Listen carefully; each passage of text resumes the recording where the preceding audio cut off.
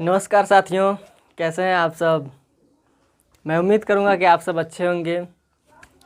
मेरा नाम है अंकित पटेल और स्वागत करते हैं आप सभी का अपने YouTube channel JMD global education में। साथियों, आज हमने जो विषय वस्तु या जो हेडिंग हमने लिया है वो वायरसों के संरचनात्मक लक्षण, ये हेडिंग है। जैसे हमारा है कि वायरसों के संरचनात्मक लक्षण, ये हमारा हेडिंग आज का है। इसी को आज हम डिस्कस करने वाले हैं। तो जैसे कि कोई भी अगर वायरस है, जैसे हमारा कोई पार्टिकल है, वायरस का कोई पार्टिकल, उसका तो कोई शेप साइज या उसके कुछ न कुछ लक्षण होंगे, कुछ प्रकृति होंगी, कुछ विशेषताएं होंगी। तो वो किस तरह के हैं, उसकी क्या विशेषताएं, क्या गुण है, क्या हानियाँ हैं, वो सभी चीज़ें आज हम इस लेक्चर में डिस्कस करेंगे। ठीक है। तो जैसा कि आप देख सकते हैं कि स्ट्रक्चरल फीचर्स ऑफ वायरसेस, यानी जो उसके कुछ लक्षण फीचर्स हैं, तो उसको हमने दो सब हेडिंग में डिवाइड किया है। जैसा कि देख सकते हैं, वायरसों की माप और वायरसों की आकृति एवं सममिति। इसको इंग्लिश में लिख दे रहे हैं। वायरसों की माप, साइज ऑफ वायरसेस। ठीक है। उसके बाद है वायरसों की आकृति एवं सममिति। इसको लिख देते हैं शेप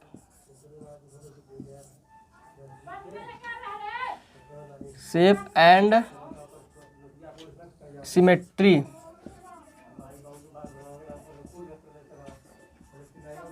ऑफ वायरसेस। तो ये हेडिंग तो है दोनों, और इसी को हम दोनों को डिस्कस करेंगे। ठीक है, पहला और दूसरा को। तो पहला जो है वायरसों की माप। जैसा कि आप सब जानते हैं कि अगर कोई भी वायरस मतलब है या कोई भी बैक्टीरिया है, ठीक है, उसका कुछ ना कुछ जो कि आकृति, कोई ना कोई आकृति होगी, किसी न किसी रूप में वो होगा, उसकी कोई साइज होगी। ठीक है, ऐसे तो है नहीं कि उसका कोई आकृति होगी नहीं, कोई आकार होगा। ठीक है, तो जो ये सारी चीज़ें हैं वो इस लेक्चर में हम बताएंगे। तो वायरसों की माप, ये सब हेडिंग जो पहला है वो है साइज ऑफ वायरसेस।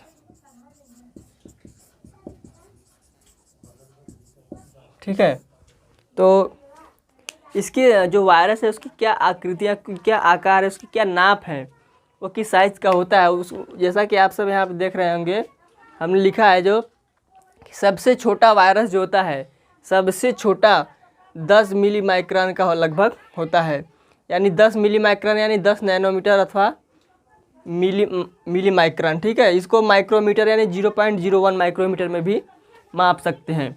तो ये इसका व्यास होता है। ठीक है, इतने व्यास का एक सबसे छोटा वायरस जो है वो इतने व्यास का होता है, 10 मिली माइक्रोन का। ठीक है, और पार्वो वायरस, ये एक वायरस है जिसका नाम है पार्वो वायरस, जो कि मनुष्य में अतिसार रोग उत्पन्न करता है। ठीक है, तो इसकी साइज़ क्या है, 10 नैनोमीटर या माइक्रोमीटर का ये होता है इसकी साइज़। यानी कि जो ये सबसे छोटा वायरस है वो पार्वो वायरस में होता है। और उसके बाद सबसे बड़े प्रोटीन अणु की माप लगभग ये होती है। यानी कि जो सबसे बड़ी प्रोटीन अणु होती है, प्रोटीन अणु जो सबसे बड़ी होती है साइज में, उसका माप इस सबसे छोटे वायरस के माप के बराबर होता है। यानी 10 माइक्रोमीटर इसका जो कि साइज होता है। ये सबसे बड़े प्रोटीन अणु की माप जो है कि 10 मिली माइक्रोन यानी 10 या 0.01 माइक्रोमीटर होता है, जो सबसे बड़ी प्रोटीन अणु होता है। उसका नाम जो दिया है यहाँ पे हीमोसाइनिन। हीमोसाइनिन जो है सबसे बड़ा प्रोटीन अणु है, इसलिए इसका नाम दिया गया उदाहरण। और उसके बाद है कि चेचक वायरस। चेचक वायरस यहाँ पे देख सकते हैं नाम दिया है। ये सबसे छोटा जो है कि सबसे बड़ा वायरस है। ठीक है, साइज में मतलब सबसे बड़ा है चेचक वायरस। ठीक है, और आप सभी ने देखा भी होगा कि जैसे किसी को चेचक हुआ है तो बड़े बड़े फफोले पड़ जाते हैं शरीर पे, तो इसको अंग्रेजी में कहते हैं पॉक्स वायरस। ये क्या है, पॉक्स वायरस। इसकी माप कितना दिया है, 300 से 400 नैनोमीटर यानी माइक्रोमीटर या माइक्रोन। ठीक है, सबसे छोटे जीवाणु, जो सबसे छोटा जीवाणु होता है माइकोप्लाज्मा, उसकी भी साइज यही होती है, सबसे छोटा जो जीवाणु होता है। ठीक है, तो इसके बाद हम इसको डिस्कस करेंगे वायरसों की आकृति एवं सममिति यानी shape and symmetry of viruses. ठीक है,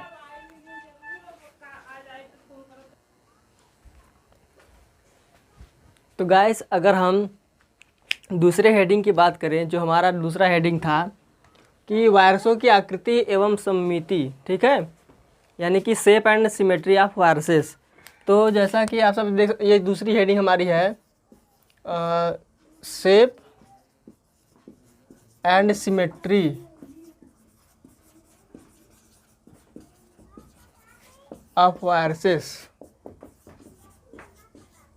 ठीक है, तो ये जो दूसरी हेडिंग थी, अब इसकी जो स्ट्रक्चरल जो फीचर्स है यानी कि जो संरचनात्मक लक्षण है उसके बारे में हम बताने वाले हैं। तो आइए देखते हैं कि जो वायरसों की आकृति एवं जो सममिति है उसको कैसे बताया गया है कि पादप वायरस जो कण हैं, यानी जो पादप वायरस, जो प्लांट वायरस हैं, जो पौधों पर अटैक करने वाले जो वायरस हैं, जो उसके कण होते हैं, ठीक है, वो कैसे होते हैं, छड़नुमा होते हैं।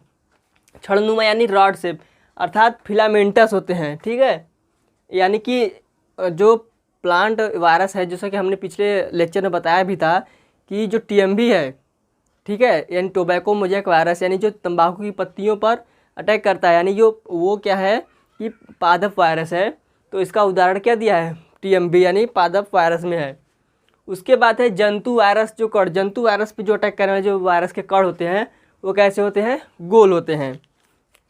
ठीक है, यानी कि जो जंतु वायरस होते हैं वो गोल होते हैं। और उसका उदाहरण क्या दिया यहाँ पे, इन्फ्लुएंजा वायरस, इन्फ्लुएंजा वायरस। और उसका स्ट्रक्चर यहाँ पे देखिए, ये है इन्फ्लुएंजा वायरस का, ये स्ट्रक्चर है यहाँ पे। तो इसमें स्ट्रक्चर में क्या बताया है कि ये जो इसके चारों तरफ देख रहे हैं, ये इसमें क्या भरा है, लाइपोप्रोटीन। ये क्या भरा है, ये लाइपोप्रोटीन है, या ये उसका मेम्ब्रेन है। लाइपोप्रोटीन का ये मेम्ब्रेन है। और ये क्या है, इसके अंदर जो भरा है मटेरियल, ये क्या है, इसमें कोर प्रोटीन भरा हुआ है इसके अंदर। और ये जो देख रहे हैं आप यहाँ पे, ये 8 मतलब गिनती के 8 जो कि आते हैं सिंगल एस आरएनए, यानी सिंगल स्ट्रैंडेड आरएनए, यानी एक सूत्री आरएनए जो है, इसमें 8 ठो भरे हैं इसके स्ट्रक्चर में। और ये जो कील नुमा स्ट्रक्चर आपको दिख रहा है, यह हीमेटोग्लूटिनिन प्रोटीन, हीमाग्लूटिनिन प्रोटीन, सॉरी यहाँ पे कहने में थोड़ी गलती हुई है कि हीमाग्लूटिनिन प्रोटीन है ये, जो आपको कील नुमा स्ट्रक्चर दिख रहा है। और इसके बाद ये जो नालवत स्ट्रक्चर आपको दिख रहा है, ये न्यूरामिनिडेज एंजाइम है। ये क्या है, एंजाइम आपको दिख रहा है चारों तरफ, यह है न्यूरामिनिडेज एंजाइम, जो कि जो जंतु वायरस है, ये जंतु जब यहाँ पे जंतु के बॉडी से जब अटैच होता है तो वो ये अटैच मतलब करता है अपने आप को उससे। ठीक है, उसके बाद आता है नंबर जो है छड़नुमा वायरस, यानी जो पादप वायरस होते हैं, जो छड़नुमा होते हैं। छड़नुमा वायरस सर्पिल कुंडलिनी होती है, यानी हेलिकल।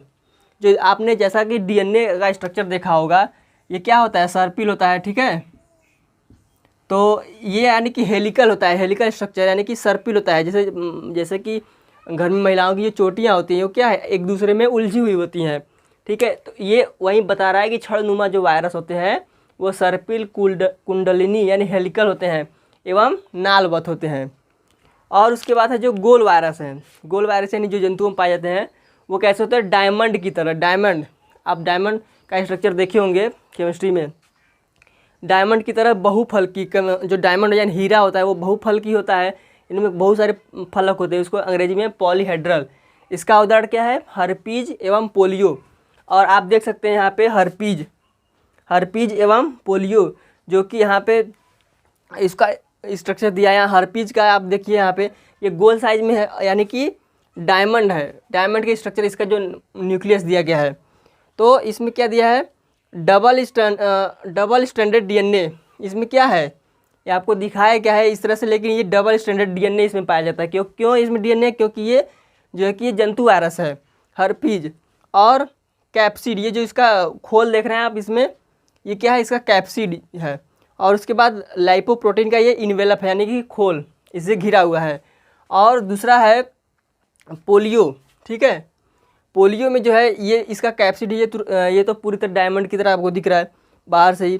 और एस आरएनए यानी कि ये जो आरएनए है, ये जो देख रहे हैं आप, ये सिंगल स्ट्रैंडेड आरएनए है।